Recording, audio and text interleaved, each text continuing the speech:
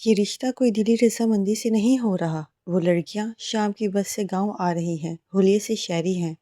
فوراً اٹھا کر ڈیرے پر پہنچا دینا اسے۔ سردار معین خان زادہ کی بات پر ملازم تیزی سے وہاں سے نکلے تھے۔ جب معین خان کے بڑے پوتے اور گاؤں کے سردار فرجاد خان کے آواز پر وہ دوبارہ رکے تھے اور عورتیں ساتھ لے جانا۔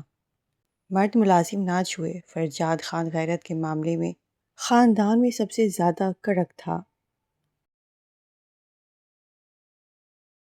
ویسے بھی وہ اس کے بچپن کی مانگ تھی، وہ کیسے برداشت کرتا کوئی غیر مرد اسے چھوئے۔ ملازم اس کا حکم سنتے وہاں سے چلے گئے تھے۔ سبھی نعیم خان زادہ جو فرجاد کا چھوٹا بھائی تھا، دادا جان کی طرف متوجہ ہوا تھا، وہ سب اس وقت ڈیرے پر موجود تھے۔ دادا جان تخت پر بیٹھے تھے اور نعیم ان سے کچھ فاصلے پر بیٹھا تھا، جبکہ فرجاد خان حال میں کھڑکی میں کھڑا کسی گہری سوچ میں تھا۔ دادا جان، کیا ہم ٹھیک کر رہے ہیں؟ وہ لڑکی شہر کی ہے اور اوپر سے ہے بھی بہت تیز ترار۔ میں پچھلے 3 مہینوں سے اس پر نظر رکھ رہا تھا تاکہ معلوم ہو وہ کیا کرتی ہے، وہ ہمارے خاندان کے قابل بھی ہے یا نہیں۔ لیکن وہ جتنے آزاد ماحول میں رہ رہی ہے، مجھے نہیں لگتا وہ اتنی آسانی سے قابو آئے گی۔ فارس خان نے اپنے خدشات کا اظہار کیا تھا۔ محمل ان کے دور کے چچا کی بیٹی تھی، جو کہ بچپن سے فرجاد کی مانگ بھی تھی، لیکن جیسے ان کی چچا کی وفات ہوئی، محمل کی ماں اسے سب سے چھپا کر شہر لے گئی، کیونکہ وہ گاؤں کے اصول نہیں مانتی تھی۔ اور اب فرجاد خان جب باہر سے اپنی تعلیم مکمل کر کے آیا تھا تو اس کی مانگ کو ڈھونڈنے کا ذمہ اس فارس کو دیا تھا، جو کہ اس نے کر بھی لیا تھا، اور پھر وہ پچھلے 3 مہینوں سے اس پر نظر رکھے ہوئے تھا۔ تم فکر نہ کرو فارس خان، ایسی ٹیڑھی ہڈیوں کو قابو کرنا آتا ہے مجھے، فرجاد خان نے بنا پلٹے کہا تھا۔ اس کی آنکھیں سرخ ہو رہی تھی اور اس کے انداز پر سوچتا، مجھے پورا یقین ہے اپنے شیر پر، وہ اپنی بیوی کو قابو میں رکھنا جانتا ہے۔ دادا جان نے بڑے فخر سے کہا تھا۔ تبھی فارس خان کے موبائل پر کوئی کال آئی تھی۔ وہ موبائل کان سے لگاتے باہر نکلا تھا اور کچھ دیر بعد وہ پریشان سا واپس آیا تھا۔ دادا جان، میری ٹکٹ ہو گئی، مجھے واپس جانا ہے۔ ابھی وہ ان کے پاس آتے بولا تھا، اتنی ایمرجنسی میں کیوں جانا ہے؟ اب یہ کچھ دن رکو تو۔ دادا جان نے اسے دیکھتے کہا تھا، دادا جان، میرا آخری سیمیسٹر ہے اور اوپر سے کوئی ایمرجنسی تھی، شاید اس لیے مجھے جانے دیں۔ بس آخری سیمیسٹر ہی تو ہے، پھر میں ہمیشہ کے لیے واپس گاؤں آ جاؤں گا۔ ان کے پاس بیٹھتے ان کے کاندھے پر بازو پھیلاتے بولا تھا۔ فارس اپنی تعلیم کے سلسلے میں لندن میں ہوتا تھا۔ آج کل وہ چھٹی پر آیا ہوا تھا۔ ٹھیک ہے، جاؤ، اللہ تمہیں کامیاب کرے۔ معین خان زادہ نے اس کا ماتھا چومتے اسے دعا دی تھی۔ آمین۔ وہ ایک لمبا سا آمین کہتے وہاں سے اٹھا تھا۔ پھر دادا جان، چچا جان، فہد اور فرجاد سے ملنے کے بعد وہ حویلی کی طرف بڑھ گیا تھا، جہاں ساری خواتین موجود تھیں۔ وہاں فرجاد کے چچا کا بیٹا تھا۔ خان حویلی میں صرف معین خان زادہ کی ہی سنی جاتی تھی، چاہے کچھ بھی ہو جائے، ان کے آگے کوئی سر نہیں اٹھاتا تھا۔ معین خان زادہ کے 2 بیٹے تھے، بڑا بیٹا حیدر خان تھا اور ان کے 2 بیٹے تھے، فرجاد خان اور فارس خان، جبکہ اس کا چھوٹا بیٹا حفیظ خان تھا، جن کا ایک ہی بیٹا تھا فہد، جو شادی شدہ تھا۔ حیدر خان اپنی جوانی میں ہی انتقال کر گئے تھے۔ پھر فرجاد ہی تب سے ان کی جگہ سنبھال لی تھی، لیکن اس حویلی میں حکومت صرف متعین خان کی تھی اور ان کے بعد فرجاد خان، اور وہ واحد انسان تھے جس کی اس گھر میں سنی جاتی تھی۔ سب خواتین بھی فرجاد خان زادہ کے فیصلے کی منتظر تھی۔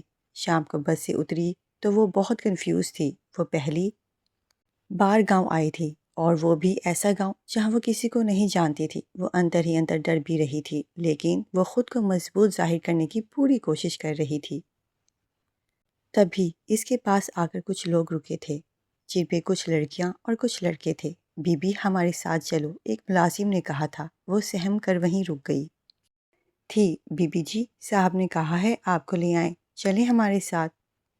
ایک ملازم نے اس کا بازو پکڑ کر کہا تھا۔ وہ بہت زیادہ سہم گئی تھی۔ میں خود چلی جاؤں گی، وہ کچھ گھبرا کر بولی تھی۔ اس کی گرفت اپنے ہینڈ بیگ کے اسٹرپ پر سخت ہو گئی تھی۔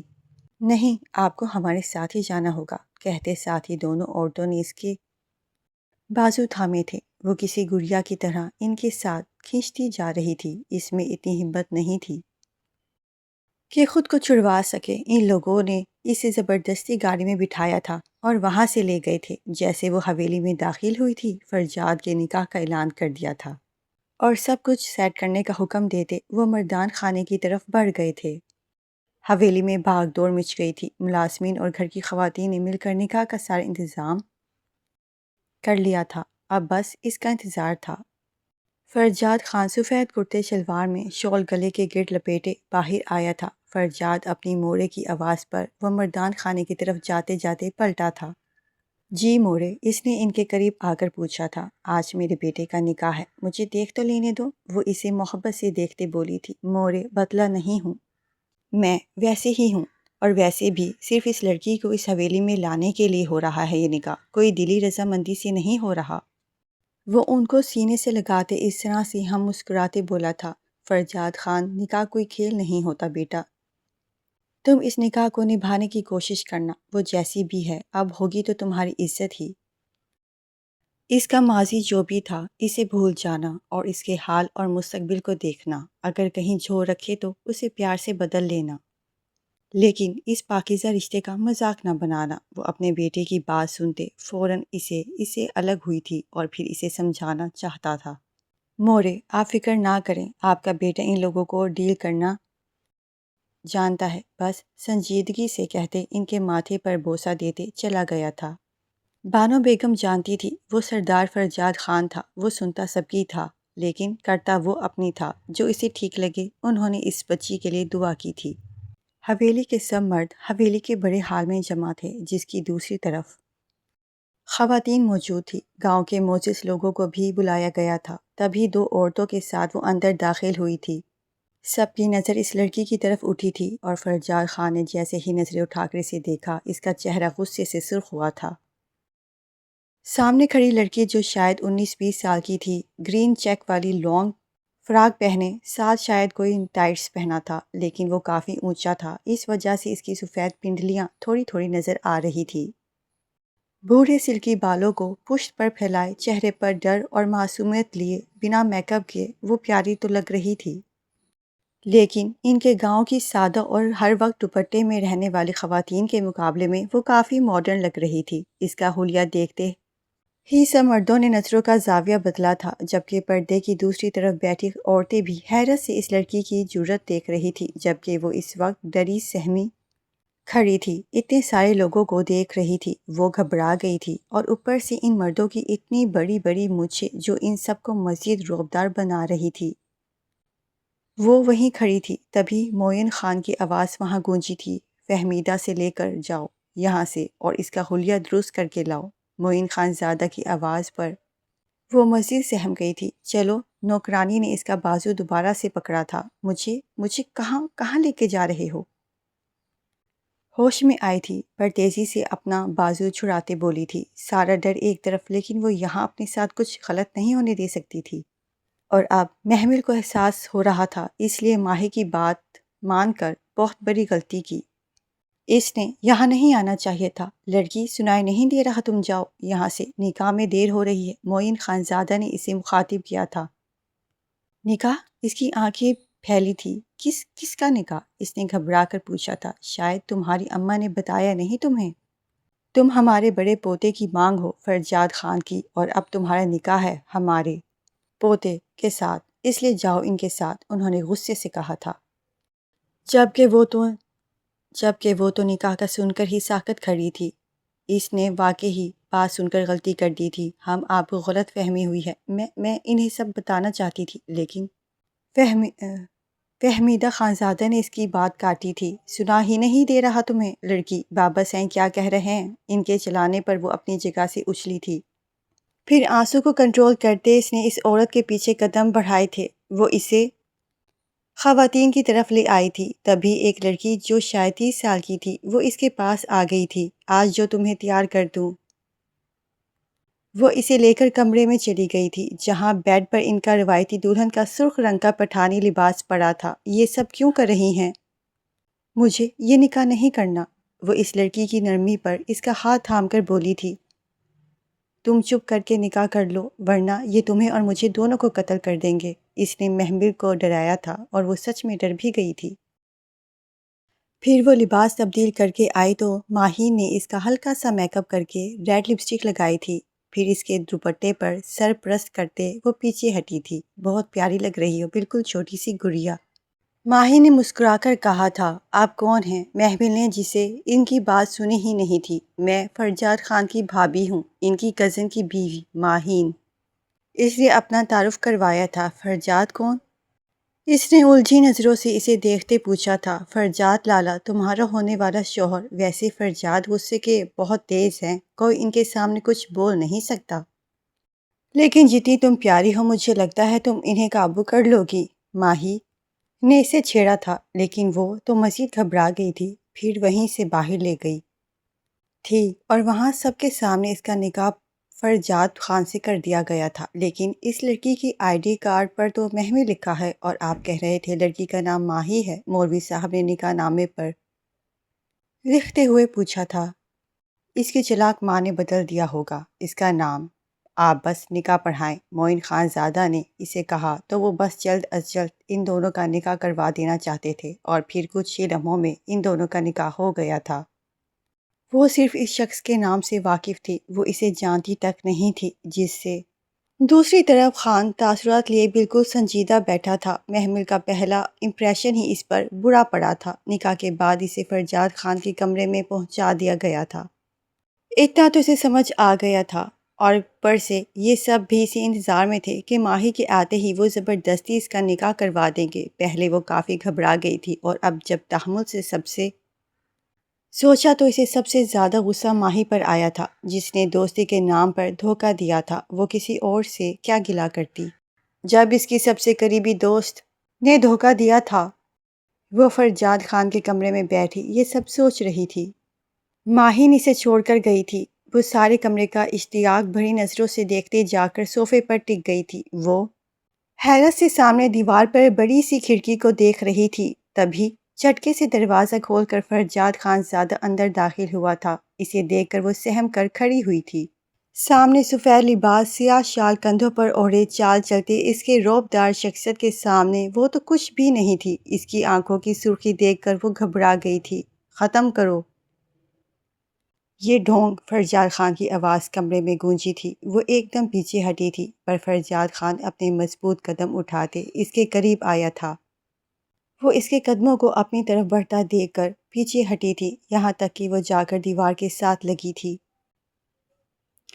فرجاد آ کر اس کے بالکل سامنے کھڑا ہوا تھا۔ اس کے مہنگے پرفیوم کی خوشبو محمل کے سر پر چھا رہی تھی۔ بس سر جھکائے دیوار کے ساتھ کھڑی تھی۔ میں نے کہا ختم کرو یہ معصومیت کا ڈھونگ۔ تمہیں کیا لگا تھا تم اتنے سالوں بعد یہاں واپس آؤ گی اور میں تمہاری محبت سے استقبال کروں گا؟ تو یہ ماہی بی بی ایک غلط فہمی ہے۔ ارے ماہی نہیں، محمل، آپ کی تو ماں نے آپ کا نام ہی بدل دیا تاکہ ہم تک پہنچ نہ سکیں آپ۔ یاد رکھنا تم صرف ایک ضرورت کے تحت یہاں لائی گئی ہو، میرے دل میں نفرت کے سوا کچھ نہیں۔ فرجاد خان نے اس کے جھکے سر کو دیکھتے کہا تھا۔ محمل کا دل بری طرح دھڑک رہا تھا، جبکہ ماہی کے نام سن کر اس کا دل چاہا سب بتا دے، لیکن پھر اس نے سوچا کہ اگر میں نے ابھی ماہی کا نام لیا اور انہیں بتایا کہ میں ماہی نہیں ہوں تو ایک اتنا غصے میں ہے مجھے جان سے ہی نہ مار دے۔ اس دھوکے پر اس لیے وہ چپ چاپ کھڑی تھی۔ اس کو خاموش دیکھنے پر فرجاد نے اس کی تھوڑی کے نیچے ہاتھ رکھ کے اس کا چہرہ اوپر اٹھایا تھا۔ ایک لمحے کے لیے دونوں کی نظریں ٹکرائی تھی اور وہ ایک لمحہ ایک کے دل کی دنیا ہلانے اور دوسرے کو مزید ڈرانے کے لیے کافی تھا۔ محمل کی آنکھیں نم تھیں، ان میں خوف، ڈر اور انجانے کون کون سے جذبات تھے، جبکہ فرجاد خان زادہ کی آنکھوں میں سرخی اور سرد پن کے سوا کچھ نہ تھا۔ اس نے گھبرا کر محمل نے نظریں دوبارہ جھکا دی تھی۔ میری طرف دیکھو، فرجاد خان جو ان آنکھوں میں کھو سا گیا تھا، اس کی نظریں دوبارہ جھکانے پر غصے سے بولا تھا۔ محمل نے فوراً نظریں نیچے سے اوپر اٹھائی تھی۔ فرجاد نے اس کی آنکھوں میں دیکھتے ایک ہاتھ سے اس کے چہرے پر آتے بالوں کی لٹوں کو پیچھے کیا تھا۔ اس کے لمس پر وہ اندر تک گھس گئی تھی۔ ارے میری جان، ابھی تو ابتدا ہے اور تم ابھی سے گھبرا گئی۔ فرجاد خان طنزیہ مسکرایا تھا۔ ویسے حیرت ہے، میں نے تو سنا تھا تم بہت بدتمیز ہو، کسی کا لحاظ نہیں کرتی، تو پھر آج معصومیت کے ڈھونگ کیوں؟ اگر تم چاہتی ہو اس طرح تم مجھے یا گھر والوں میں سے سب کو اپنا دیوانہ بنا لو گی تو یہ تمہاری بھول ہے، میں نہیں پگھلنے والا، آئی سمجھ؟ اس لیے اتار دو یہ معصومیت کا لبادہ۔ وہ مسلسل طنز کے تیر چلا رہا تھا۔ محمل بس رو کے سہمی اس کی آنکھوں میں دیکھتے ہے اس کے حکم کی تکمیل کر رہی تھی۔ میں ایسی ہی ہوں، تو ہمت جمع کرتی بولی تھی۔ اور ریلی کل اس کمرے میں گونجا تھا۔ محمل کو مزید شرمندگی ہوئی تھی۔ چلو دیکھتے ہیں کب تک تم ایسی رہتی ہو فرجاد خان۔ اب سنجیدگی سے کہہ کر اس کی طرف متوجہ ہوا۔ کیا خیال ہے ایک موقع دیا جائے تمہیں؟ میں تمہارا سارا ماضی بھلا کر تمہیں قبول کرتا ہوں اور تمام چیزیں میری بیوی بن کر رہو گی، صرف میری سنو گی۔ میں کہوں گا دن ہے تو تم کہو گی ہاں، اور اگر میں کہوں رات ہے تو تم کہو گی ہاں۔ تم نے میرے لیے اپنی پچھلی ساری زندگی کو بھلانا ہوگا۔ بس فرجاد خان کی بیوی بن کر یہاں رہنا ہے۔ اگر یہ سب منظور ہے تو میں اس رشتے کو ایک موقع دینے کے لیے تیار ہوں۔ فرجاد نے اس کے معصوم چہرے کو دیکھتے اسے ایک موقع دینا چاہا تھا۔ اگر وہ شہر کی آزاد خیال لڑکی اس وقت اس کی دلہن بنے، اس کی مرضی کے لباس میں، اس کی حصار میں بنا کچھ بولے چپ چاپ کھڑی تھی، تو اتنا حق تو اس کا بھی تھا کہ اسے ایک موقع دے۔ اور دوسری طرف وہ سوچ رہی تھی ساری زندگی اس نے ہاسٹل کے دھکے کھائے تھے، رشتے، پیار، احسان، ان سب سے وہ ناواقف تھی۔ اس کی ماں باپ اس کے بچپن میں ہی مر گئے تھے اور اس کے چچا نے اسے ہاسٹل بھیج دیا تھا جہاں اسے بہت اچھے برے لوگ ملے، لیکن کبھی کوئی ایسا نہیں ملا جو صرف کچھ رشتے مل رہے تھے۔ تو وہ کیسے جانے دیتی؟ مجھے منظور ہے۔ کافی دیر سوچنے کے بعد اس نے سر جھکا دیا تھا۔ فرجاد خان کے ہونٹوں پر ایک جاندار مسکراہٹ آئی تھی۔ گڈ گرل، مجھے امید بھی یہی تھی، لیکن اب اس ڈر سے رہو گی؟ فرجاد خان نے اس کے چہرے پر ہاتھ پھیرا تھا۔ اس کا پورا وجود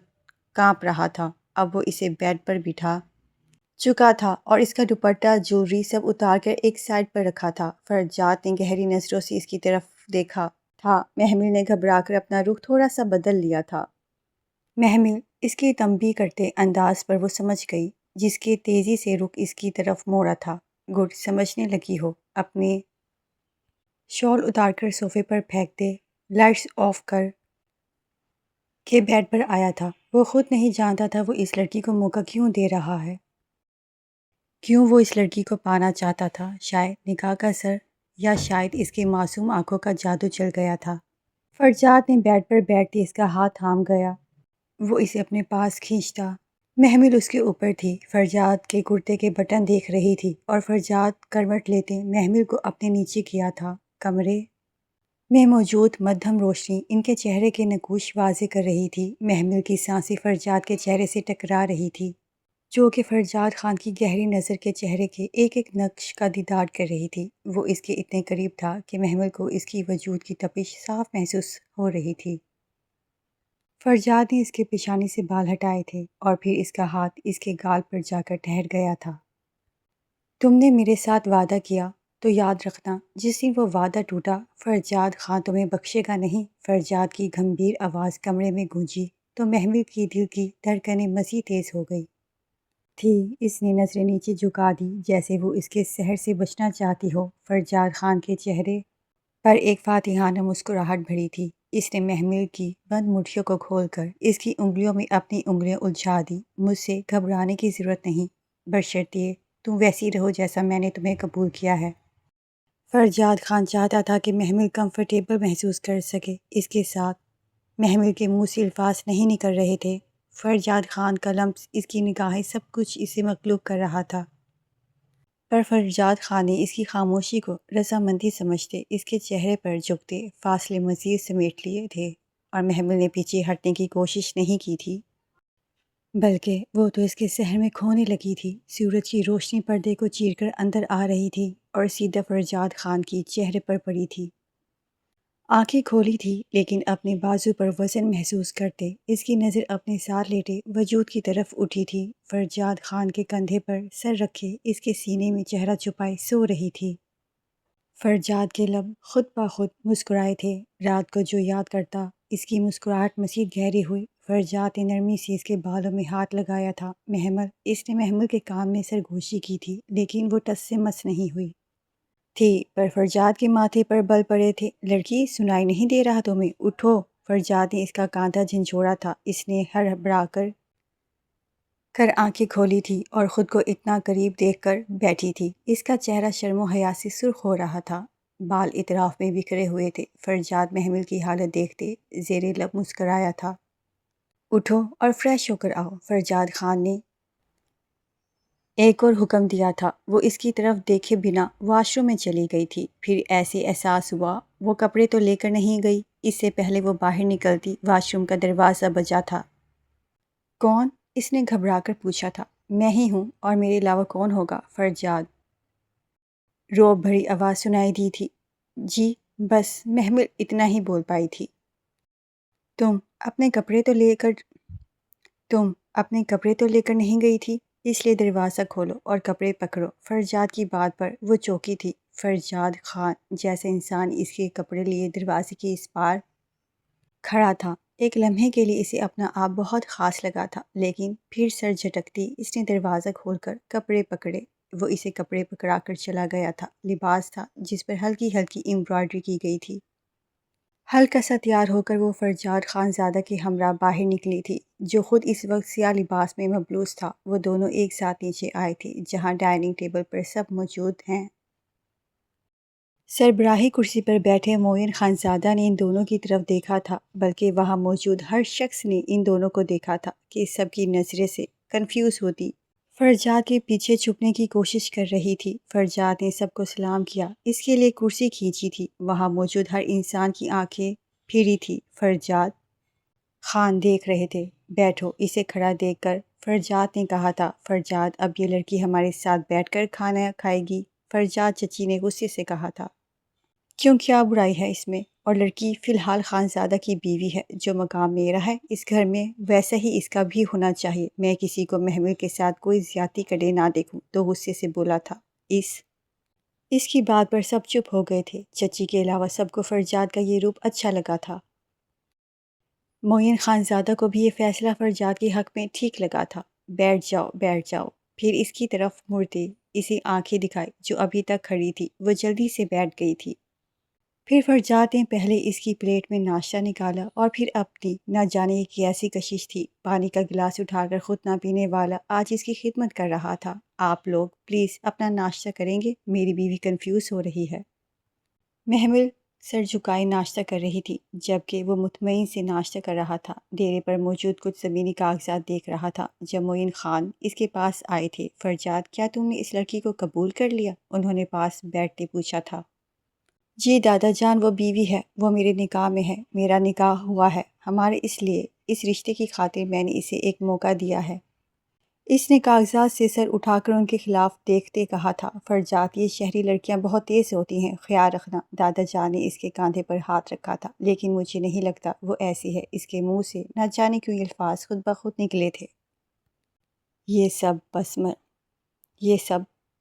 سب صرف مردوں کو پھنسانے کے لیے۔ انہوں نے سر جھٹکا تھا۔ پلیز دادا جان، میں اس کے بارے میں کچھ نہیں سننا چاہتا، اور اگر یہ سب ڈھونگ ہوا تب بھی میں اسے اپنی طریقے سے ڈیل کر لوں گا، لیکن فی الحال جو جیسا ہے وہ ویسے ہی رہنے دیں اور اسے میری بیوی سمجھ کر عزت دیں۔ اس نے دو ٹوک انداز میں بات کی تھی۔ چلو ٹھیک ہے، جیسے تمہیں ٹھیک لگے، ویسے بھی تم پر مجھے خود سے بڑھ کر بھروسہ ہے۔ وہ اس کا کاندھا تھپ تھپا کر اٹھ گئے تھے۔ فرجاد خان کی نظروں کے سامنے اس کی معصوم صورت آئی تھی۔ نہیں، وہ چہرہ دھوکہ نہیں دے سکتا، اور اگر یہ دھوکہ ہوا تو تمہیں مجھ سے کوئی نہیں بچا سکتا۔ فرجاد نے تصور میں اسے مخاطب کیا تھا۔ پھر سر جھٹک کر اس کے خیالات سے نکلتے ہوئے کام کی طرف متوجہ ہوا تھا۔ فرجاد کے چلے جانے کے بعد اب وہ کمرے میں اکیلی تھی۔ اسے سمجھ نہیں آ رہی تھی وہ باہر جائے یا نہیں، بیٹھی رہے۔ تبھی دروازہ کھلا۔ بیگم اندر داخل ہوئی تھی۔ وہ گھبرا کر بیڈ سے کھڑی ہوئی تھی۔ اسے لگا تھا اب یہ بھی اسے بات ہی سنائے گی، لیکن اگلے ہی لمحے کو حیران رہ گئی جب بیگم نے پاس آ کر اسے مسکراتے ہوئے اسے گلے سے لگایا۔ ماشاءاللہ، میری بیٹی بہت پیاری ہے۔ پیچھے ہوتے انہوں نے اس کا ماتھا چوما تھا۔ وہ حیرت سے مسکرا بھی نہیں پائی تھی۔ بیٹا گھبراؤ نہیں، میں تمہیں کچھ نہیں کہوں گی، بلکہ اتنی پیاری لڑکی کو کوئی کچھ کہہ بھی کیسے سکتا ہے؟ وہ اس کو نارمل کرنے کے لیے ہنستے ہوئے بولی تھی تو وہ بھی مسکرا دی تھی۔ آپ کون؟ اس نے مسکراتے ہوئے پوچھا تھا۔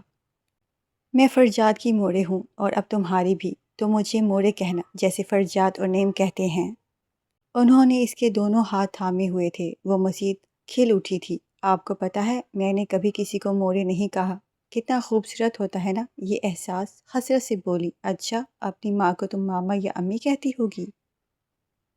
نہ، بانو بیگم کو لگا شاید وہ صرف ایک لفظ کی بات کر رہی ہے، جبکہ وہ تو ماں کی پورے وجود کی بات کر رہی تھی۔ کب دیکھی تھی اس نے ماں اور دیکھا تھا اس نے ماں کا پیار، تو ان کی بات پر گھبرائی تھی۔ اچھا چلو میں تمہیں باہر لے کے چلوں اور سب سے تمہارا تعارف کرواتی ہوں۔ ویسے اس گھر میں صرف 3 ہی خواتین ہیں، ایک میں ہوں، ایک فرجاد کی چچی اور ایک ماہین فرجاد کی چچی کی بہو۔ اس کے ساتھ باتیں کرتی باہر کی طرف بڑھ گئی تھی۔ وہ ان کی بات اشتیاق سے سنتی ان کے ساتھ باہر آئی تھی۔ پھر وہ سارا ٹائم ماہین کے ساتھ باتیں کرتی رہی تھی۔ ویسے بالکل احساس نہیں ہوا وہ ان سب سے پہلی بار مل رہی تھی۔ بس چچی جان نے کچھ اچھے سے بات نہیں کی، باقی سب اس کے ساتھ خوش تھے۔ فہد خان جو کہ ماہین کا شوہر تھا، اس نے بھی محمود سے کافی پیار سے اس کا حال پوچھا تھا۔ وہ رشتوں کو ترستی لڑکی، اس نے رشتے اپنے آس پاس دیکھ کر بے حد خوش تھی۔ اسے اندر ہی اندر یہ بات بھی کھائی جا رہی تھی کہ اگر سب کو پتہ لگ گیا کہ وہ ان کے خاندان سے نہیں ہے تو وہ سب اس کے ساتھ کیا کریں گے۔ لیکن پھر اس سے خیال آتا بتائے گا کون، جہاں وہ یہاں آ کر پرسکون ہوتی۔ وہیں اس کے سر مختلف وہم پکنے لگے تھے۔ جو 9 بجے کا وقت تھا جب وہ ماہین سے باتیں کر رہی تھی، اسے بات پر ہنسی تھی اور دیکھنا چاہا تو وہ لاؤنج میں ایک صوفے پر کشن گود میں رکھے دونوں پاؤں اوپر کیے بیٹھی ہوئی تھی۔ نہ جانے کیوں ہنستے ہوئے اس کا چہرہ دیکھ کر فرجاد خان کے دل میں ایک سکون اترا تو اندر داخل ہوا تھا۔ وہ اسے دیکھتے سیدھی ہو کر بیٹھی تھی، ہنسی تو دور اب اس کے چہرے پر مسکراہٹ بھی نہیں تھی۔ پر فرجاد کو یہ بات کیوں اچھی نہیں لگی تھی؟ وہ بھی اٹھ کھڑی ہوئی تھی۔ میں پانی لا کر دوں آپ کو؟ اس نے فرجاد کو دیکھتے انگلیاں مسلتے پوچھا تھا۔ وہ اس کے معصوم انداز پر مسکرایا تھا۔ جاؤ لے آؤ، وہ اسے کہتے وہیں صوفے پر بیٹھ گیا تھا۔ وہ تیزی سے کچن کی طرف گئی تھی اور 1 منٹ بعد ہی وہ پانی کا گلاس لیے واپس آئی تھی۔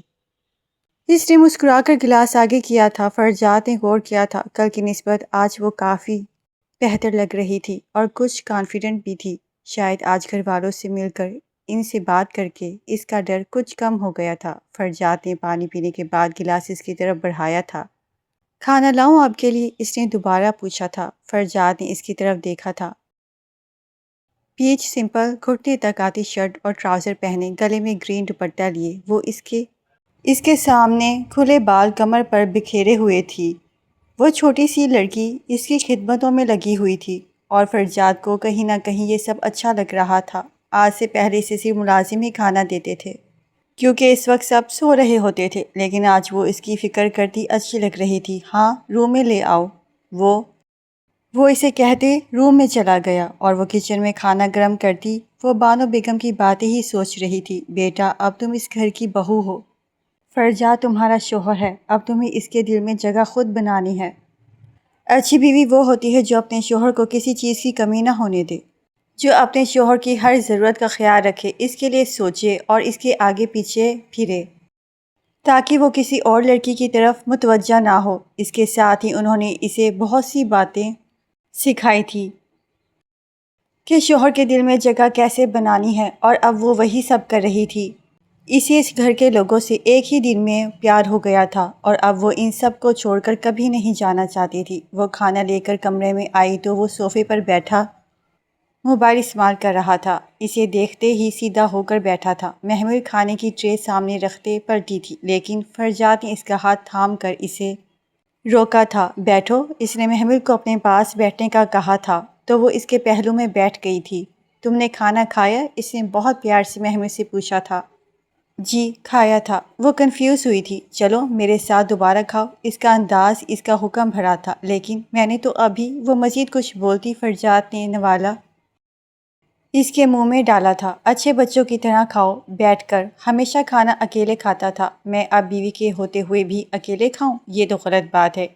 اب اس نے ایک نوالا اپنے منہ میں ڈالا تھا۔ وہ حیران نظروں سے اسے دیکھ رہی تھی۔ کل تک جو فرجاد خان اپنے غصے سے اسے ڈرا دیتا تھا، آج وہی اتنی نرمی سے بات کر رہا ہے۔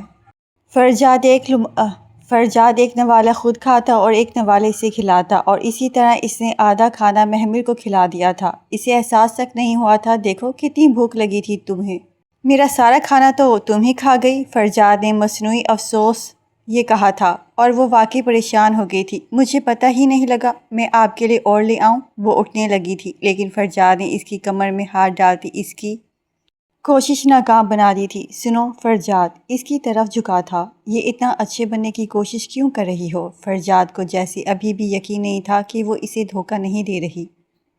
محمل کے دل میں ٹھیس اٹھی تھی، وہ اس کی اتنی خدمت کو ابھی بھی دکھاوا سمجھ رہا تھا۔ اس کی نگاہیں نیچے تھی۔ ایک تو تم بار بار رونا پتہ نہیں کیوں لگ جاتی ہو، ٹینکی فٹ کی ہوئی ہے۔ آپ کو مجھ پر یقین نہیں ہے تو بیوی کیوں بنایا مجھے؟ بالکل، آخر اس کے منہ سے شکوہ نکلا تھا۔ کیا کروں، نصیب تمہارے ساتھ جڑا تھا اور میری زندگی میں تمہیں ہی آنا تھا، اس کا ماتھا چوم کے بولا تھا۔ محمل ایک تو اس انسان کو سمجھنے سے قاصر تھی جو پل میں تولا اور پل میں بادشاہ بن جاتا تھا۔ فرجاد نے صوفے کی پشت سے ٹیک لگا کر اسے اپنے ساتھ لگایا تھا، اور وہ اس کے سینے پر سر رکھ کے اس کے بٹن چھیڑنے لگی تھی۔ کافی دیر وہ دونوں بالکل خاموش ایک دوسرے کو محسوس کر رہے تھے۔ فرجاد محمل کا چہرہ اٹھا کر اس کی طرف دیکھتے اسے پکارا تھا، اس کے منہ سے پہلی بار اپنا نام سنتے ہوئے مسکرایا تھا۔ جی بولیں؟ تو محمل شرماتی سر دوبارہ اس کے سینے پر رکھ دیا تھا۔ فرجاد مجھے کبھی چھوڑیں گے تو نہیں؟ اس کے بعد اس نے یہ پوچھا تھا۔ فرجاد نے اس کا چہرہ اوپر اٹھایا تھا، اس کی آنکھوں میں ایک امید تھی۔ کیا تم ہمیشہ میرے ساتھ رہنا چاہتی ہو؟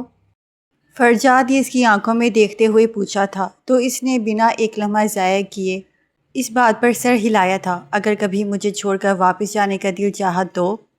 فرجاد نے دوبارہ پوچھا تھا۔ ایسا کبھی نہیں ہوگا، مجھے آپ کے ساتھ رہنا ہے۔ اس نے اس کی دونوں آنکھیں چومی تھی۔ تو میرا وعدہ ہے، میں تمہیں کبھی نہیں چھوڑوں گا، فرجاد اسے سینے سے لگاتے بولا تھا۔ چاہے کچھ بھی ہو جائے؟ اس نے دوبارہ پوچھا تھا۔ ہاں، چاہے کچھ بھی ہو جائے۔ میں نے زندگی میں پہلی بار کسی لڑکی سے کوئی تعلق بنایا ہے، وہ بھی ایک حلال تعلق۔ پہلی بار میں کسی لڑکی کے اس قدر قریب آیا ہوں، اور اب میں اسے کبھی چھوڑنا نہیں چاہتا۔ محمل کے دل کو سکون ملا۔ اس کے دل میں کچھ تھا جو اسے بے سکون کر رہا تھا۔ پرومس کریں، آپ مجھے نہیں چھوڑیں گے؟ محمل اپنی ہتھیلی اس کے آگے پھیلا دی۔ محمل کیا کوئی بات تمہیں تنگ کر رہی ہے؟ کیا کچھ ایسا ہے جو مجھے نہیں پتہ؟ بتاؤ، فرجاد نے اپنے سے الگ کر دیا اس کا چہرہ تھام کے پوچھا تھا۔ فرجاد وہ میں ماہی؟ ابھی اس کی بات مکمل ہوئی تھی کہ فرجاد کا فون بجا تھا۔ وہ اسے چھوڑتے جیب سے فون نکالتے کھڑا ہوا تھا۔ 2 منٹ پھر بات کرتے ہیں، وہ محمل کو کہتے کال اٹینڈ کرتے ٹیرس کی طرف چلا گیا تھا۔ محمل نے گہرا سانس لیتے سر ہاتھوں میں گرایا تھا۔ کتنی ہمت کر کے اسے اب بتانے لگی تھی، لیکن اب دوبارہ اتنی ہمت کہاں سے لے کے آؤں گی؟ اس کے بعد وہ برتن کچن میں رکھ کر واپس آئی تو فرجاد ابھی بھی ٹیرس پر چکر لگاتے کال پر بات کر رہا تھا۔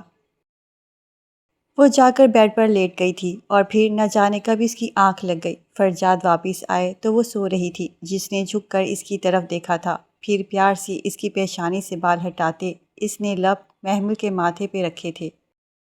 میں تمہیں اب کبھی نہیں چھوڑوں گا، چاہے کچھ بھی ہو جائے۔ اب یہ تو وقت نے بتانا تھا وہ اپنے فیصلے پر کتنی دیر ثابت قدم رہنے والا تھا۔ اگلے دن شام کے وقت نیچے آئی تو ہال میں معین خانزادہ بیٹھے۔ انہیں دیکھ کر وہ ڈر گئی تھی۔ ویسے بھی اس نے ان سے کافی ڈر لگتا تھا، تو وہیں سے پلٹنے لگی تھی جو معین خانزادہ نے اسے آواز دی۔ تبھی رکو لڑکی، ادھر آؤ، وہ قدم اٹھاتے ان کے پاس آئی تھی۔ جا میرے لیے چائے بنا کر لاؤ، انہوں نے اسے نیا حکم دیا تھا، تو وہ سر جھکاتی کچن میں چلی گئی تھی۔ کچھ دیر بعد وہ چائے بنا کر لائی تو وہ اخبار کھولے بیٹھے تھے۔ فہد، یہ ذرا اخبار پڑھ کر سنانا مجھے، انہوں نے پاس سے گزرتے فہد خانزادہ کو آواز دی تھی۔ دادا جان، مجھے ارجنٹ کسی کام کے لیے شہر جانا ہے، آپ بختو ملازم کو کہیں وہ سنا دے گا۔ کوئی نہیں، کہتے وہاں سے چلا گیا۔ بختو اور بختو، انہوں نے بختو کا آواز لگائی تھی، لیکن وہ نہیں آیا تھا۔ تب بھی وہ ان کے پاس آئی تھی۔ دادا جان چائے، اس نے چائے ان کے سامنے رکھی تھی۔ انہوں نے ایک نظر اس پر ڈال کر دوبارہ نظر اخبار پر مرکوز کی تھی۔ وہ اس کے سامنے ایسے ظاہر کر رہے تھے جیسے وہ اخبار پڑھ رہے ہیں، جبکہ وہ جان گئی تھی انہیں پڑھنا نہیں آتا۔ اب کچھ دیر پہلے تک اسے جن سے ڈر لگ رہا تھا، اب ان پر اسے پیار آ رہا تھا۔ میں آپ کو اخبار پڑھ کر سناؤں؟ اس نے بہت پیار سے کہا تھا، لڑکی تم جاؤ یہاں سے، وہ غصے سے بولے تھے۔ لیکن اس بار اسے بالکل ڈر نہیں لگا تھا۔ پلیز دادا جان دیکھیں، اب تو میں بھی اس گھر کا فرد ہوں نا، پلیز مان جائیں، لہجے میں بولی تھی۔ انداز بالکل بچوں جیسا تھا۔ ٹھیک ہے سناؤ۔ انہوں نے اخبار اس کے حوالے کیا تھا۔ اخبار پکڑ کر ان کے ساتھ والے صوفے پر بیٹھ گئی تھی۔ پھر وہ انہیں اخبار پڑھ کر سنا رہی تھی۔ ساتھ ساتھ ان دونوں کے تبصرے بھی شروع ہو گئے تھے۔ اس سب میں 1 گھنٹہ گزر گیا تھا۔ گھر کی خواتین بھی، ساتھ ساتھ ملازمین بھی محمل کی ہمت کو دیکھ کر حیران تھے۔ کبھی کسی کی ہمت نہیں ہوئی تھی دادا جان سے ایک کے بعد دوسری بات کر سکے، اور ایک وہ تھی جو پچھلے 1 گھنٹے سے نہ صرف انہیں اخبار پڑھ کر سنا رہی تھی، بلکہ ساتھ ساتھ دونوں کے تبصرے بھی جاری تھے، یہاں تک کہ یہ بات فرجاد تک بھی پہنچ گئی تھی۔ اسے بھی سن کر حیرت ہوئی تھی۔ فرجاد جب کمرے میں آیا تو وہ ٹیرس پر کھڑی تھی۔ فرجاد مسکرا کر اسے دیکھتے اس کی طرف بڑھا تھا اور جا کر اسے پیچھے سے اپنے حصار میں لے لیا تھا کہ کیا کرتی پھر رہی ہے؟ تو ہاں، فرجاد نے مصنوعی غصے سے پوچھا تھا۔ کیا میں نے؟ وہ گھبرا گئی تھی۔ دادا جان پر بھی اپنا جادو چلا دیا تم نے؟ فرجاد نے اس کو اپنی طرف کیا تھا تو اس کی بات پر وہ ہنسی تھی۔ دیکھ لیں۔ پھر وہ اترائی تھی۔ وہی تو میں دیکھ رہا ہوں۔ پھر کہتے اس کے ہونٹوں پر جھکا تھا۔ میں کھانا تو اس کے حصار سے نکلنے لگی تھی، لیکن فرجاد نے اس کی کوششوں کو ناکام بنا دیا تھا۔ مجھے کھانے کی بھوک نہیں ہے۔ وہ اسے کہتے اس پر جھکا تھا۔ محمل نے چہرہ اس کے سینے میں چھپایا تھا۔ اب تو یہ روز کا معمول بن گیا تھا۔ وہ روز دادا جان کو اخبار پڑھ کر سناتی تھی، ان کے ساتھ بیٹھتی اور کافی دیر تک پھر ان خبروں پر تبصرے بھی کرتی تھی۔ پھر آہستہ آہستہ باتوں کا سلسلہ بڑھنے لگا تھا۔ اب اگر وہ خود نہیں آتی تھی تو وہ اسے بلوا لیتے تھے۔ یہ سب کے لیے ایک خوشگوار تبدیلی تھی، اور اب تو وہ گھر کے کاموں میں بھی حصہ لینے لگی تھی۔ وہ اس گھر میں سب سے چھوٹی تھی، اس لیے سب اس کی چھوٹی بڑی ضروریات کا بہت خیال رکھتے تھے۔ اور آج تو حویلی میں صبح سے ہی بھاگ دوڑ لگی ہوئی تھی کہ آج فارس خان نے حویلی آنا ہے۔ ان چند مہینوں میں اس کو اتنا تو معلوم ہو گیا تھا کہ فارس کون ہے۔ فرجاد خان کا چھوٹا بھائی ہے۔ آج سب اسی کی تیاریوں میں لگے تھے۔ شام کو حویلی کے باہر 2 گاڑی آ کر رکی تو سب مرد باہر اس کے استقبال کے لیے موجود تھے، جبکہ وہ اندر خواتین کے ساتھ ہی پہلے وہ مردان خانے گیا تھا، اس لیے وہ ابھی تک اندر نہیں آیا تھا۔ سب کے جانے کے بعد چچا جان اور فرجاد کے ساتھ وہ بھی اندر آیا تھا۔ اپنی موڑے اور سب سے ملنے کے بعد اس نے محمل کو دیکھا تھا۔ یہ کون ہے موڑے؟ اس نے حیرت سے پوچھا تھا۔ تمہاری بھابھی ہے محمل، فرجاد کی بیوی بانو بیگم نے مسکرا کر جواب دیا تھا۔ محمل بھی اسے دیکھتے مسکرائے دی۔ اس نے الجھی نظروں سے پہلے محمل اور پھر فرجاد کو دیکھا تھا۔ کیا ہوا ہے؟ اتنے حیران کیوں ہو رہے ہو؟ فارس نے اس کے کندھے پر ہاتھ رکھ کر ہاتھ پھیلایا تھا۔ آپ کا نکاح تو ماہی سے نہیں ہو رہا تھا؟ اس دن اس نے فرجاد کی طرف دیکھتے پوچھا تھا۔ یہ ماہی تو ہے، اس کا نام بدل کر محمل رکھ دیا تھا۔ شاید اس کی ماں نے جواب معین خانزادہ نے دیا تھا، لیکن ان کے لہجے میں کوئی طنز، کوئی غصہ نہیں تھا۔ محمل کا دل تیزی سے دھڑک رہا تھا۔ وہ اتنے سوال کیوں پوچھ رہا تھا؟ نہیں دادا جان، یہ ماہی نہیں ہے۔ فرجاد تعالیٰ کی مانگ جن پر میں نے 3 مہینے نظر رکھی تھی کہ وہ تو نہیں ہے۔ فارس ایک لمحے کے لیے بھی اس کی کیفیت سمجھے بنا سب کے سروں پر دھماکہ کر گیا تھا۔ کیا؟ سب نے حیرت سے محمل کو دیکھا تھا، جس کی سانسیں تھمنے لگی تھی کہ کیا کہہ رہا ہے محمل؟ فرجاد کے چہرے کے نقوش تنے تھے۔ اس نے محمل کے پاس آتے غصے سے پوچھا تھا۔ فرجاد، وہ اس نے کچھ بولنا چاہا تھا لیکن الفاظوں نے ساتھ نہیں دیا تھا۔ اگر تم ماہی نہیں ہو تو تم کون ہو؟ معین خانزادہ نے سخت لہجے میں پوچھا تھا۔ محمل نے سہم کر انہیں دیکھا تھا، پھر کچھ کہنے کے بجائے نم آنکھوں سے فرجاد کو دیکھا تھا۔ میں پوچھ رہا ہوں کون ہو تم؟ معین خانزادہ پھر سے چلائے تھے۔ میں ماہی کی دوست تھی جس نے مجھے زبردستی یہاں بھیجا تھا۔ اس نے کہا تھا اس کے دادا اسے بہت یاد کر رہے ہیں، لیکن وہ اپنی ماما کو اکیلے چھوڑ کر نہیں جا سکتی، اس لیے ماہی بن کر آپ سے مل لوں، کیونکہ آپ نے کبھی ماہی کو دیکھا نہیں ہوا، اس لیے آپ کو پتہ نہیں لگے گا۔ اس نے ایک سانس میں سب کچھ بتا دیا تھا۔ سب ساکت نظروں سے اسے دیکھ رہے تھے۔ مجھے نہیں پتا تھا یہاں آ کر میرا نکاح کروا دیں گے۔ بات مکمل کرتے چہرہ ہاتھوں میں چھپائے رو رہی تھی۔ وہ ان سب کو کھونا نہیں چاہتی تھی۔ تو یہ بات تم نے پہلے کیوں نہیں بتائی؟ معین خان نے دوبارہ پوچھا تھا۔ میں بتانا چاہتی تھی لیکن تمہارے دل میں چور آ گیا۔ اتنی دولت، اتنی عیش و عشرت دیکھ کر معین خان زادہ نے اس کے بات کاٹی تھی۔ محمل نے روتے ہوئے نفی میں سر ہلایا تھا۔ اس سے اس بات کی تکلیف اور بھی زیادہ ہوئی تھی کہ اتنا وقت ساتھ گزارنے کے بعد بھی خان زادہ کے نزدیک وہ پہلے دن جیسی ہی حیثیت رکھتی تھی۔ اس کی اب آخری امید فرجاد تھا، جو چپ کھڑا تھا۔ پتہ نہیں اس کے دماغ میں کیا چل رہا تھا۔ فرجاد، طلاق دے کر فارغ کرو اس لڑکی کو۔ دادا جان فرجاد کو حکم دیتے صوفے پر ڈھیر سے گئے تھے۔ محمل کو اپنی جان نکلتی محسوس ہوئی تھی۔ دادا جان پلیز ایسے نہیں کریں، آپ جو کہیں گے میں کروں گی، لیکن پلیز یہ نہیں بتا دیں۔ دادا جان کے پاس گھٹنوں کے بل بیٹھی تھی۔ سب اس کی حرکت پر تنگ رہ گئے تھے۔ میں نے کبھی اس کو دھوکہ نہیں دیا، بلکہ جب میں یہاں آئی تھی میں تو آپ سب کو جانتی ہی نہیں تھی، لیکن سب نے مجھے اتنا پیار دیا، میرا اتنا خیال رکھا۔ مجھے لگا شاید اس لیے اللہ نے مجھے رشتوں سے محروم رکھا تھا، کیونکہ انہوں نے مجھے آپ سب سے ملوانا تھا۔ میں نے کبھی ماں باپ کا پیار نہیں دیکھا، لیکن دیکھیں یہاں مجھے اتنے رشتے مل گئے کہ میں خود غرض ہو گئی۔ مجھے نہیں پتا میں کہاں غلط ہوں، لیکن میں نے آپ سب کے ساتھ رشتہ دل سے نبھایا تھا۔ میں آپ سے بہت محبت کرتی ہوں، پلیز مجھے خود سے الگ نہ کریں۔ اس نے روتے ہوئے ان کے گھٹنوں پر سر رکھ دیا تھا۔ سب خاموشی سے بے بس اسے دیکھ رہے تھے اور سن رہے تھے۔ اب حال میں اس کی سسکیوں کی آوازیں گونج رہی تھی۔ فرجاد خان اسے زیادہ برداشت نہیں کر سکتا تھا۔ وہ محمل کے پاس جا کر گھٹنوں کے بل بیٹھا تھا اور ہاتھ بڑھا کر اس کا چہرہ اوپر اٹھایا تھا۔